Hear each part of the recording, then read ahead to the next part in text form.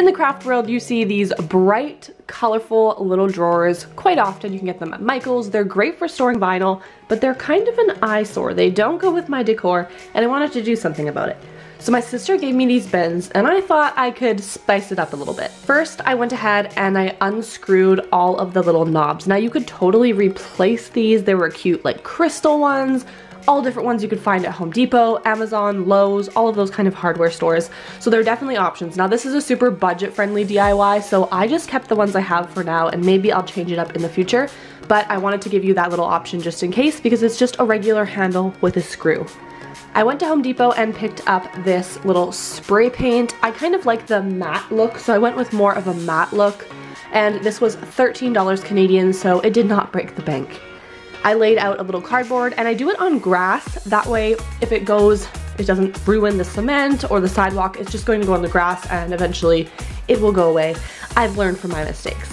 So for the first coat, I went ahead and I just did like a quick layer over top because I only bought 1 can of spray paint. I was really trying to be on a budget, and I figured the most important was the front, the sides, and then the bottom wasn't really that important. I just kind of went in a little bit to change the color, make it look a little bit more full when you open up the drawer, because it is a little bit see-through, right? So the bottom does need to be a little bit colored.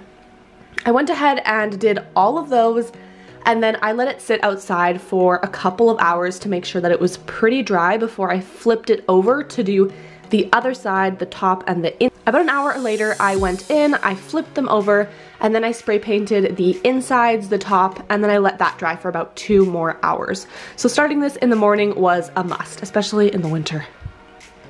I bought this top coat. I wanted to do something to make it last a little bit longer, and this added a little bit of gloss to it, which is kind of nice with the kids. If it gets a little dirty or with my craft stuff, I can easily wipe it down. So I went in, and this one was also about $13, so altogether you can see that this craft project was under $30, which is kind of nice. I went ahead and I just did a nice coat with it. For the black spray paint, I ran out of it. I used it all up, so I did what I needed to cover, and that was that. I just didn't go in too harsh. So I'm glad I picked up this stuff to kind of just give it a nice finish and a final little coat. It was a little bit messy, and as you can see, it was super windy, so I had to really position myself to try to get it on there, otherwise the wind would just blow it the other way. But I was determined to get this project done today. Once I put on that top coat, I let it dry outside for the rest of the day.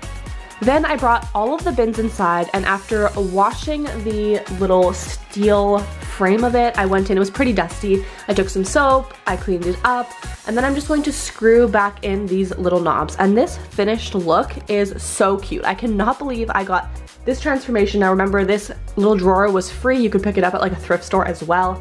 And I was able to transform this with just some spray paint. It turned out so cute.